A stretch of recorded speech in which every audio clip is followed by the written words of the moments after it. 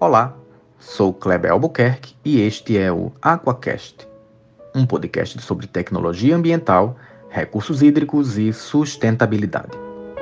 A cada 15 dias, durante 2022, farei mini entrevistas com profissionais da área e pesquisadores que atuam na área de recursos hídricos, do que se trata a pesquisa ou o que ele desenvolve ou desenvolveu, bem como a importância para a sociedade do seu trabalho.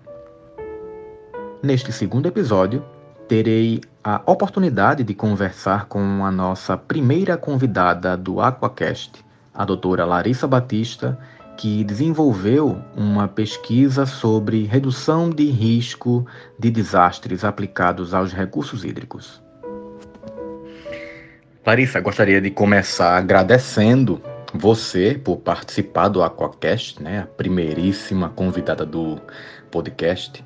É um prazer poder falar com você sobre sua carreira, sobre sua pesquisa acadêmica.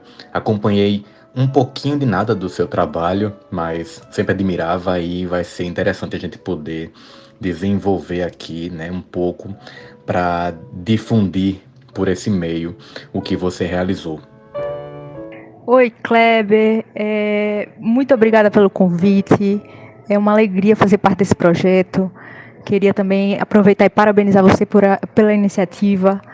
A gente tem visto cada vez mais o quanto é importante a divulgação científica e acho que esse é um passo que você está dando nessa direção e que incrível, né? Eu acho que a gente, enquanto academia, precisa sim se preocupar com isso e tentar diminuir cada vez mais a distância que existe entre o que a gente faz e o que a sociedade percebe, né? Que a gente faz pesquisa para os outros, a gente não faz para a gente.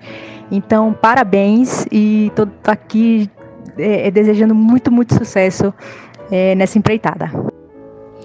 Eu que agradeço, né, você reservar um tempo para poder aqui estar junto nessa empreitada, nessa invenção de fazer esse procedimento, mas a gente faz, como você bem falou aí, né, o que a gente pode para divulgar, para poder mostrar a importância, para aproximar a sociedade do que a academia faz e que existe, sempre vai existir uma razão, uma grande importância de existir essa pesquisa acadêmica para que, obviamente, ela tenha a intenção de ser aplicada no real para que a gente tenha, então, a melhora da nossa sociedade. Enfim, então, como eu falei, esse podcast ele é bem experimental, está sendo esse início como uma espécie de entrevista. Então, eu queria pedir para que você fizesse para a gente um resumo do que você tem na sua formação acadêmica, né? Como é que você se interessou pela área, nessa área que, no caso, você se encontra atualmente, que é a área de recursos hídricos, a área que a gente se conheceu, e o que te motiva a seguir nessa linha de pesquisa, né? Como é que foi o seu caminhar da graduação até o PhD, que foi agora o que você finalizou recentemente? Bom, resumindo, eu sou formada em Arquitetura e Urbanismo pela Universidade Federal de Pernambuco e tenho mestrado e doutorado também pela Universidade Federal de Pernambuco, né, UFPE, com área de concentração e recursos hídricos. Eu faço parte do grupo de recursos hídricos. E a questão ambiental, assim, sempre teve presente no meu trabalho, acho que por gosto mesmo. Desde criança eu sempre gostei muito dessa temática. Na faculdade sempre me interessei por assuntos que envolviam sustentabilidade, tecnologias verdes. E aí, por indicação, eu conheci o grupo de recursos hídricos e me apaixonei e comecei a estudar a parte de, primeiro, geoprocessamento, depois entrei nessa parte de inundação, né, mais específica. E se a gente pegar a pesquisa sobre um outro prisma, né, uma escala diferente, ela está dentro dessa temática do desastre. Então, como eu falei, eu sempre gostei muito, né, de assuntos relacionados à natureza. E o desastre também, assim, sempre me causou muito interesse, assim, uma curiosidade muito grande para saber como é que acontecia e, né, de onde é que vinha, enfim. E você perguntou o que é que me motiva, né? O que é que me motivou e o que é que me motiva nesse tema. Eu acho que é saber que o desastre não precisa acontecer, né? E o desastre, quando a gente fala desastre natural, é até um termo que eu tento não ser tão radical, né? Mas é difícil depois que você lê tanto o desastre, e eu tento não usar esse termo, né, desastre natural, porque e é difícil até para mim, porque todo mundo usa, né? Porque dá essa ideia de que a natureza é a responsável, é a única responsável e que é algo imprevisível, aleatório, né, e inevitável, quando o desastre em si não é. A natureza é um dos fatores, quando a gente está falando de desastres relacionados a fenômenos extremos, mas ela não é o único fator, né? Então, assim, é algo que a gente pode, sim, evitar, diminuir, pelo menos, os impactos. Então, assim, eu sempre fui muito curiosa de saber como é que isso podia acontecer e é isso que me motiva, assim, o que a gente pode fazer para diminuir os prejuízos. Bacana, Larissa. Eu acho super interessante que seja externalizado isso, né? Ainda essa ferramenta, o podcast ainda está engatinhando, mas é interessante que as pessoas que porventura venham escutar isso que você está dizendo, que trabalhar com uma área determinada, seja na pesquisa, seja na vida profissional mesmo, claro que você vai ter a bagagem, o conhecimento que você precisa para desenvolver aquela tarefa, mas não necessariamente porque você, por exemplo, né, eu vou usar aqui o seu caso. Você tem formação na graduação como arquiteta e para as pessoas de forma geral pode não parecer algo possível chegar no ponto onde você trabalha. Como a gente tem diversos colegas lá do departamento que têm formações diversas na área de biologia, na área de geografia, enfim, outras engenharias diversas que vão estar ali correlatas. Então, essa questão do ambiente também, né, puxando para essa questão que você afirmou, é interessante também que as pessoas tenham noção de que quando a gente fala de ambiente, não é somente aquele ambiente, a natureza, a floresta, a gente fala de meio ambiente, pode ser um meio ambiente construído, pode ser um meio ambiente artificial, a gente pode ter o meio ambiente lá da cidade, aquele local que a gente trabalha. Tudo isso vai se integrar como sendo esse, entre aspas, meio ambiente, né? Então, essa questão que você trouxe aí sobre o risco e sobre a questão da inundação é o que a gente tem, então, agora como essa parte na sequência do podcast, que eu fiz uma pequena pesquisa aí sobre seu trabalho, sobre o que você desenvolveu e verifiquei, né, um termo interessantíssimo que já veio em inglês, DRR, que é Disaster Risk Reduction, ou então no português a gente vai ter então redução de risco de desastres. Então, em relação a esse DRR, que a gente já falou uma vez sobre de forma bastante superficial, e você me falou que é um tema muito amplo, né? No seu caso, você especificamente trabalhou com inundação. Mas esse DRR, esse desastre, que é o que você começou falando agora sobre a questão com a natureza, o meio ambiente em relação ao desastre natural, como a gente conhece. O que seria, então, essa análise que é feita com esse DRR, essa questão dessa amplitude dessa questão do risco, se é que eu posso me referir dessa forma, né, do que você tem aí em relação a isso. Então, o que seria essa análise de redução de risco? Perfeito, isso que você falou. Eu acho que lá no grupo a gente tem essa possibilidade porque são temas que são muito abrangentes e temas multidisciplinares, assim. Né? Quando a gente está falando, por exemplo, eu vou falar do meu caso, né? Que é o que eu sei, mas quando eu estou falando de inundação, A gente não está falando só do fenômeno natural, a gente está falando de uma população que pode ser atingida, a gente está falando de uma infraestrutura que pode sofrer. Então, assim, é um tema extremamente abrangente, multidisciplinar. Então, no primeiro momento, pode parecer nada a ver, assim, nossa, mas ela é arquiteta e trabalha com engenharia, mas eu vejo como duas perspectivas sobre o mesmo problema. E eu acho que, né, no meu caso específico, arquitetura e engenharia, enfim, andam juntas. Mas focando agora no que você me perguntou do DRR, eu vou tentar ser sucinta nos conceitos, tá? Lembrando sempre que, como eu falei, é um tema extremamente complexo e multidisciplinar. Então, assim, dependendo de qual área de estudo você esteja... Então, dependendo em qual área de estudo, né, você está focando, os elementos que estão envolvidos ali, os conceitos, podem mudar um pouquinho, podem mudar o nome, podem mudar a quantidade. Tá? Então, eu trabalho com esse tema há uns 9, 10 anos e a gente utiliza como base a conceituação do IPCC, que é um órgão da ONU. Então, a gente tem o desastre, tá? E o desastre é a combinação de 3 fatores.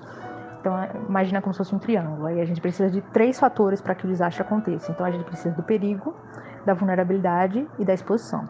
Então, o perigo, no meu caso, é o fenômeno natural extremo, tá?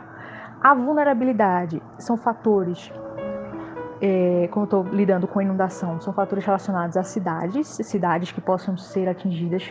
Então, cidades e populações. Então, a gente vai ter questões de infraestrutura, sistema de alerta, questões demográficas, dentre vários outros fatores, indicadores socioeconômicos. E a exposição tem a ver com a localização dessa cidade, né? Se ela está mais perto da margem do rio, se está mais longe, enfim, como é a questão geográfica. Então, para o desastre acontecer, eu preciso desses 3 fatores. E onde é que entra o risco nisso? O risco é a probabilidade desses fatores se combinarem e causarem o desastre. Então, o risco é a probabilidade do desastre acontecer. Às vezes eu tenho um risco maior, às vezes eu tenho um risco menor. O DRR é justamente a redução do risco de desastre. Então, são medidas, estudos, análises, enfim, mapeamentos que trabalham para que haja um enfrentamento do desastre, não só depois. Isso aí é uma coisa muito importante, porque quando a gente pensa em desastre, como eu falei, tem essa coisa do natural, não sabe? A gente tem muito essa coisa de, depois que acontece, vai agir.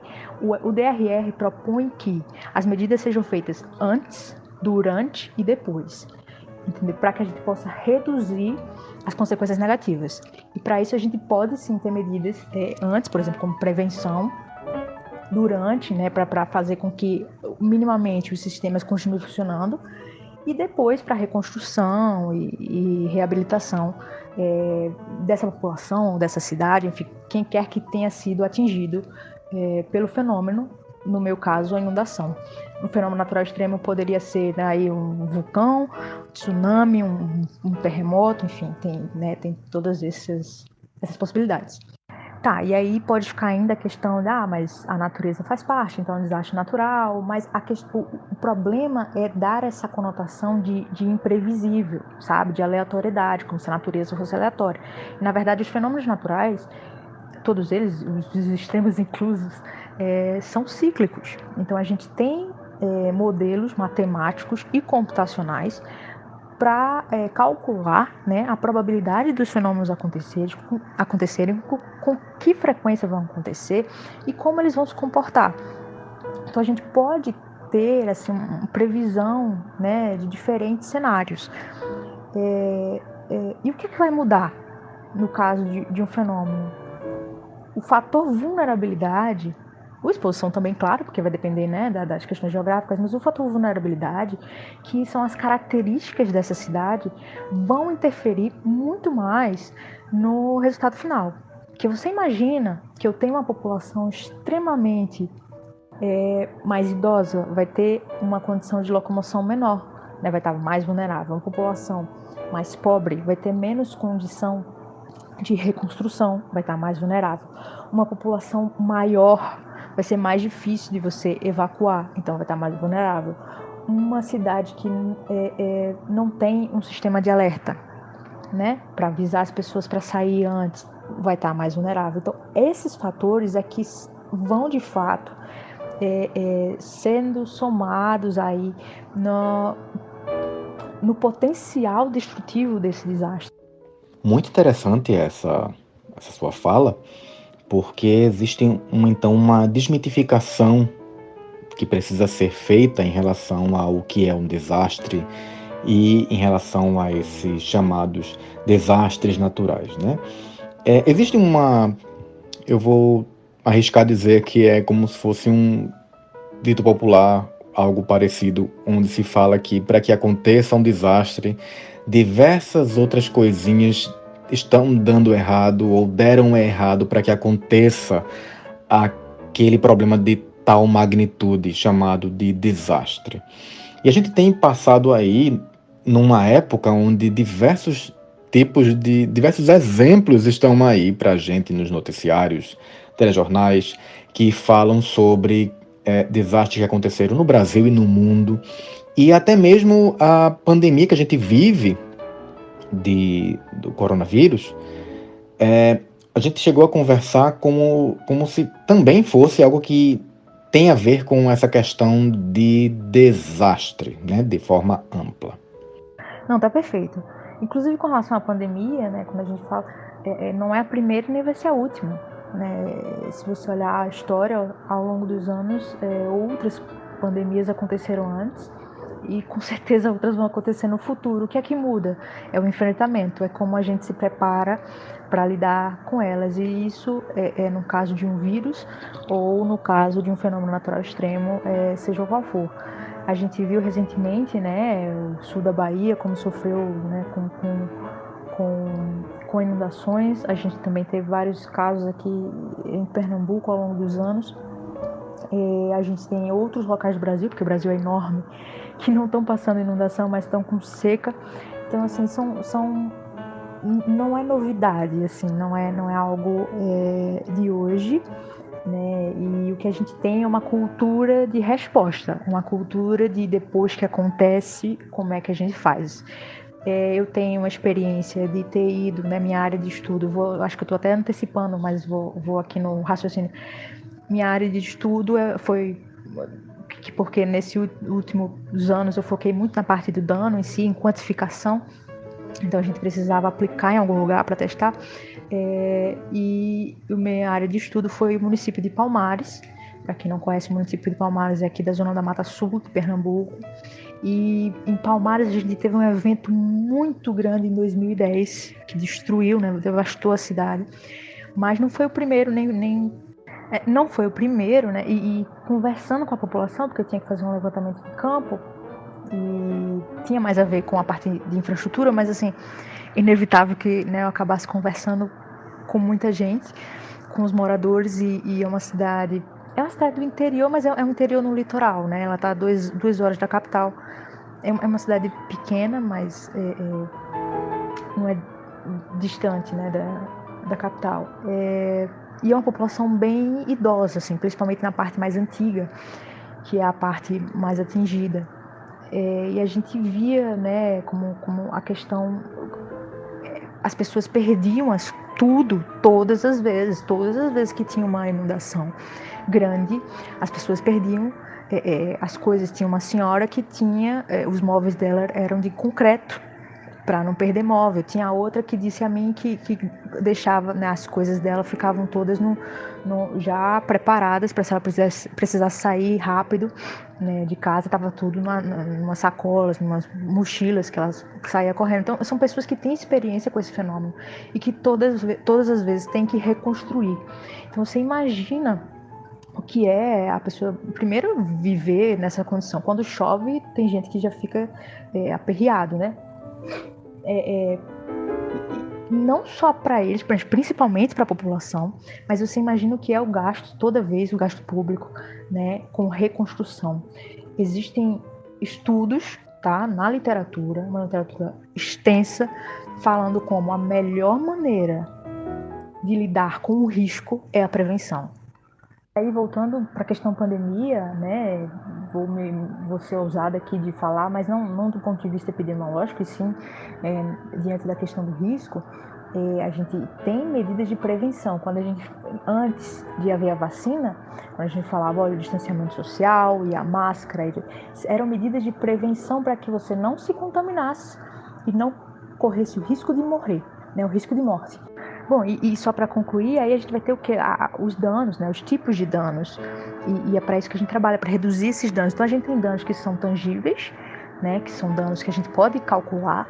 Então, no caso de um fenômeno natural e no caso da pandemia também, questões econômicas, tá? Questões de dias de trabalho que foram perdidos, no caso de uma inundação, o hospital que foi atingido, a escola que não abriu, também no caso da pandemia, e danos intangíveis, que são danos que a gente não consegue, ou é muito difícil, ou não consegue associar um valor monetário. No caso da perda de vida, né? Perda de vidas. Não tem como você dar valor a isso quando é um ente querido seu que morre. Interessante. De fato, agora, na sequência, eu ia realmente abordar em relação a uma área de estudo, né, que você falou que precisou ir até o local para fazer a sua análise, e a região, né, de Palmares, que tem uma característica muito emblemática aqui no estado de Pernambuco, porque o desastre que aconteceu na região foi do ano de 2010, uma situação falada em todo o Brasil, né? Foi um evento grande e que realmente as atenções se voltaram para a região.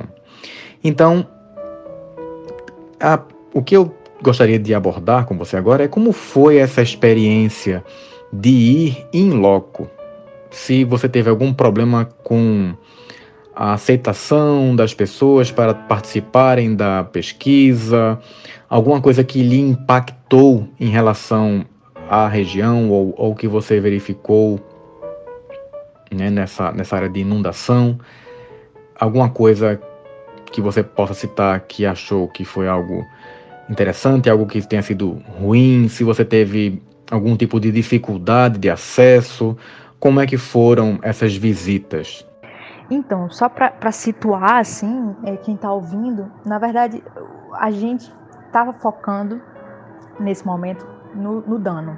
Então, a gente queria chegar numa análise quantitativa, a gente queria ter claro, classificar risco e tal, mas o risco em si, na maioria das vezes, ele pode acabar indo muito pelo qualitativo.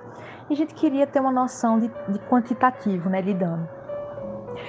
E aí, para isso, a gente vinha tentando usar dados secundários, que são dados de fácil acesso, softwares livres, né? Então, a gente estava tentando fazer uma pesquisa super barata, até porque a gente não tinha dinheiro para fazer. Mas a gente queria provar que era possível chegar num mapa de risco com a quantidade de informação que a gente tem hoje, com a quantidade de dados que a gente tem hoje. Então, a gente estava fazendo tudo isso. Até porque a análise de risco, ela é uma análise que requer muito recurso, tanto financeiro, quanto de tempo, quanto humano, e nenhum desses três a gente tinha. Então, a ideia era fazer da maneira mais, né, que a gente conseguisse mais acessível possível. Então, a gente estava fazendo tudo por análise computacional, com softwares livres, fazendo a modelagem do fenômeno, né, a simulação do fenômeno em computador. A gente estava fazendo o levantamento dos dados, que fossem dados, né, que houvessem dados de IBGE, de censo. A gente usou o Google Street View para fazer a análise da infraestrutura da cidade. Então, a gente estava fazendo tudo que a gente podia de longe. O ir a campo, no meu caso, também lembrando que, né, um doutorado em engenharia, então o nosso foco era um foco de engenharia. A ideia de ir a campo era para validar as classificações que a gente vinha fazendo com os dados secundários, ver se aqueles dados estavam de fato, né, correspondendo à realidade local, e também no caso das residências, que a gente acabou focando ainda mais na parte das residências, era ver se a classificação que a gente estava fazendo estava coerente. Então eu cheguei lá como uma doutoranda de engenharia, né, para primeiro de estar no lugar que você estava vendo o tempo inteiro, de imagem de satélite, de imagem de Google Street View, é muito legal. Assim, é muito muito interessante. Eu acho que todo mundo tem que ir na sua área de estudo, sabe? Eu acho que é uma experiência única no momento que aquilo vira realidade, né? Eu tô falando, né, quem trabalha com quem tem área de estudo, né? A gente normalmente trabalha com a bacia hidrográfica e, no meu caso, um município específico. Não necessariamente, né, dependendo do tamanho, vai dar para você visitar tudo. Mas foi uma experiência realmente única e um ponto alto da pesquisa, e eu não imaginava. Então eu cheguei lá para fazer levantamento de uma parte de dados que era mais referente à infraestrutura e às casas, né, as residências em si. E aí nesse processo eu tinha um formulário, né, eu tinha um questionário que era referente assim à parte da construtiva. Só que para quebrar o gelo, né, eu começava me apresentando, olha, eu sou pesquisadora da universidade, estou fazendo uma pesquisa nisso e tal, e começava a falar com as pessoas com relação aos fenômenos naturais, às inundações, né, mais especificamente. E como eu falei, Palmares, essa parte de Palmares que é mais atingida, tem uma população muito idosa. Então são pessoas que moram ali a vida inteira, que passaram por todos esses fenômenos, sabe? Inundações de 1975 até 2010, 2011, 2017. Então são pessoas que eu chegava e perguntava... E vocês já viveram uma inundação? Eu já... várias. E o que, né? Vocês perderam alguma coisa e perdemos tudo. Então, essas eram respostas muito comuns. E aí, essa questão, a aceitação foi muito boa, sabe? Eles tinham muita história para contar. Eles queriam muito dividir a história deles. Principalmente porque era uma pesquisa que eu acabava perguntando muito do pós, né? Como foi depois? Como foi a reconstrução? Demorou quanto tempo para vocês voltarem? Tiveram ajuda para reconstruir? E aí você começa a entender o cenário de um modo geral. No caso de uma inundação, depois que a água baixa, né, porque lá em Palmares a água chegou no segundo, terceiro andar, assim, tem marcas, é um negócio que você não acredita. Eu estava lá, estava olhando para a marca na parede das residências e eu não consigo imaginar o que é aquilo, sabe? De histórias assim, de moradores que subiram para o segundo andar e de repente estavam no telhado e passaram a noite no telhado e o mundo inteiro em volta inundado e tiveram que ser resgatados de helicóptero, enfim. Então é um cenário assim que eu, por mais que eu tivesse ali, que estivesse me contando, é muito difícil de você mensurar, né? E as pessoas queriam compartilhar essa experiência. Claro que você percebe como é complicado, assim, tem gente que tem problemas de saúde por causa disso, né? Questão de ansiedade, de problemas cardiológicos, desenvolve porque não pode chover, que eles já ficam tensos. Hoje em dia em Palmares a gente tem, né, a barragem de Cerro Azul está funcionando e ela realmente ajuda muito, mas são traumas que foram criados ao longo da vida, né? As pessoas perdem tudo, perdiam tudo, né? Todas as vezes. Então ainda existe essa questão. Eu conversei com a senhora que no dia que eu estava lá, que eu cheguei eu posso falar com a senhora, posso entrevistar, e ela estava, diga, minha filha pode, mas ela estava se mudando, ela, não aguento mais ficar aqui, eu quero ir para outro lugar.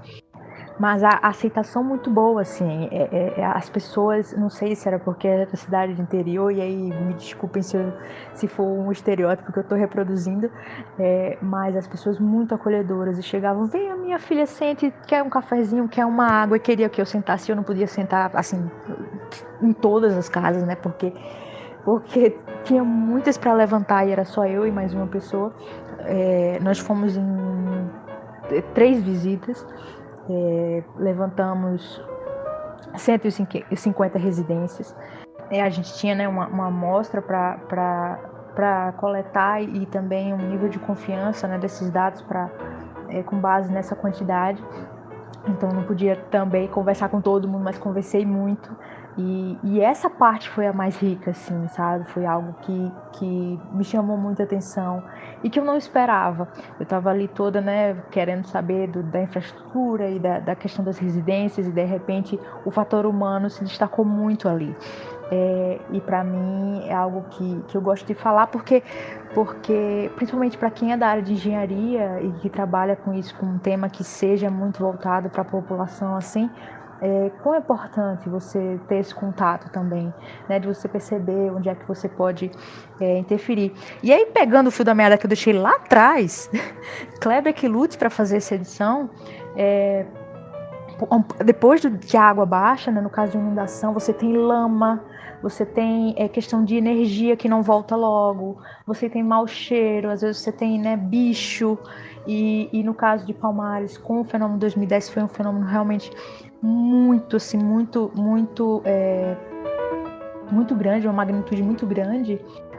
Eles demoraram cerca de 3 meses, assim, para poder voltar e começar a reconstruir. E aí entram outras questões que eu vou também só resumir, porque já tô falando muito, com relação às medidas, né, que foram tomadas lá para Palmares. Não foi só a barragem. Quando a gente fala de obras nessa temática, a gente está falando de medidas estruturais, mas também foram propostas medidas não estruturais, que são questões de educação ambiental e no caso lá, o governo propôs a reconstrução de residências populares em outra área. Mas aí entram outras questões, né? Porque às vezes o proprietário não queria se mudar porque o bairro novo é longe, ou porque a casa que o governo está oferecendo não equivale à casa que ele tem. Ou porque ele tem mais de uma e o governo só quer dar uma. Tem gente que precisava de casa, não recebeu, gente que não precisava receber. Enfim, vai ter de um tudo, sabe? É muito complicado essa questão.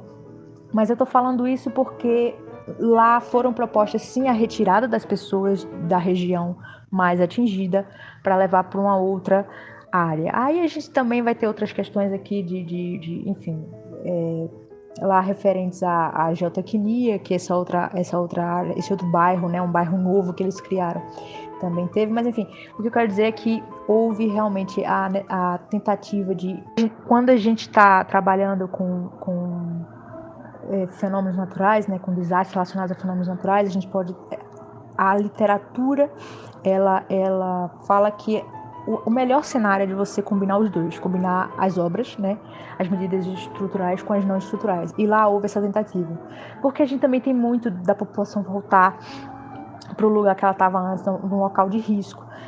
Enfim, então para você ver como é complexo, né, como é complicado. E como é bem abrangente esse problema e esse tema. Então, assim, para fechar minha fala com relação às visitas, eu acho que mais se destacou para mim foi a resiliência dessas pessoas, né? Resiliência que é um dos conceitos que estão dentro desse tema de desastre, e eu vi ele aplicado ali naquela população. É só gratidão, assim, foi realmente uma experiência muito rica. Então eu abordei essa questão da sua ida ao campo, porque essas histórias, como a que você vivenciou, que você sentiu a interagir com as pessoas da região, abordar as pessoas nessa região, isso também precisa ser valorizado dentro da ciência. Eu acredito que essas trocas que a gente faz com a sociedade, elas nos engrandecem enquanto ser humano. A nossa contribuição para a melhoria de uma região, ela vai, de forma bem generalista, trazer então um benefício. E para mim fica muito evidente a importância da sua pesquisa, tanto para a região onde foi feita, especificamente lá na cidade de Palmares, mas também para outros locais, outras regiões que têm uma vulnerabilidade de forma geral. Então você poderia, para a gente finalizar esse nosso encontro, nos dizer de forma mais geral qual o legado, qual a importância da sua pesquisa para a nossa sociedade? A pesquisa, ela tem uma parte muito grande de computacional, tá? A gente também trabalhou a parte, né, de modelagem, né, a simulação do fenômeno. Então a gente, né, usa o modelo hidrológico e hidrodinâmico. A gente vai entrar com a chuva e com outros indicadores, outras variáveis, e aí vai ver como é que essa água se comporta dentro do canal, e se houver transbordamento, né, no caso da inundação. A gente vai ver profundidade da água, velocidade, perímetro, enfim. Então existem questões referentes a essa parte que a gente avança na questão da modelagem, na pesquisa, mas o foco era muito assim no dano e na análise de risco. para tentar fazer uma análise de risco com um mínimo de recurso. Né, como eu falei anteriormente, essa é uma análise que ela requer muito recurso. Mas hoje em dia a gente tem muita informação acessível, muito dado que a gente pode trabalhar. Então a ideia era justamente, dentro da análise, ver quais eram as lacunas e tentar preencher. Por quê? Para produzir um material que possa ser usado na prevenção, sim, durante e depois também, mas principalmente na prevenção. Se você tem uma ideia do risco, você tem uma ideia do que pode acontecer, você tem uma ideia do que você pode fazer para evitar que aquilo aconteça. E que não seja só para a área de estudo, como você bem falou, a ideia é que a metodologia possa ser replicável, né, para outros lugares. E também, né, dentro do que já existia de análise, vendo o que a gente podia melhorar, aperfeiçoar etapas. Larissa, mais uma vez eu agradeço pela sua participação no Aquacast. Tem uma brincadeira, né, recorrente com você, de chamar de cristal sem defeitos, devido ao amor de pessoa que você é com todo mundo e pela dedicação, pelo que você tem no que você se propõe a fazer, e isso fica muito claro nessa nossa conversa agora, nesse nosso bate-papo. Eu admiro muito o seu trabalho, desejo muito sucesso para você e a gente está aqui de portas abertas para você participar novamente, para você voltar com algum outro assunto que você queira discutir, que você queira desenvolver. Fique à vontade. Muito obrigada, meu amigo. É sempre uma alegria compartilhar com você, seja esses momentos da ciência ou da vida. Mais uma vez, sucesso. Parabéns aí pela sua iniciativa e o que precisar, a gente tá aqui. Um beijo bem grande. Então é isso. Nossos episódios saem nas sextas-feiras de 15 em 15 dias. Nosso terceiro episódio será 18 de fevereiro com mais um profissional da área de recursos hídricos. Sigam nossas redes sociais, nosso perfil do Instagram, página do Facebook e canal do YouTube é Aquacast. Caso queira participar, mande um e-mail para aquacast@gmail.com. Aguardo você no nosso próximo encontro. Até!